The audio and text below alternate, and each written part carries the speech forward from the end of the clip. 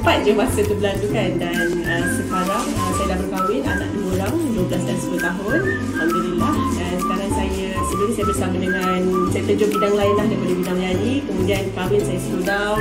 Lepas tu saya masuk ke bidang pengacaraan. Saya masuk ke Go Shop. Dan then tahun 2021 saya ke Wow Shop. Bidang yang sama, Asia.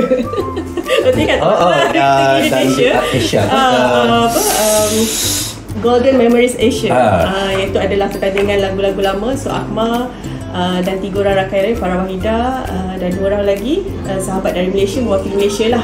Kita ke Indonesia bertanding dengan Jakarta, Timor Leste, Singapura, Brunei, ada beberapa negara lagi. So waktu tu dekat sangat dah. Doktor kata, aku boleh datang tak? Okay, insyaAllah saya datang. So kita buat treatment waktu tu sebab saya tak cukup tidur, waktu tu tak cukup rehat dengan training, dengan rehearsal apa semua. So lebam bawah mata. So the first treatment yang kita buat, we did filler. Dekat bawah mata tu, filler. Itu first time tak, sebab saya seorang yang sangat takut jarum. Cakap doktor saya tak nak, cucuk muka, saya takut. Cakap tak apa ni, okey, dia tak sakit ni. Lepas tu saya tak nak benda yang kekal.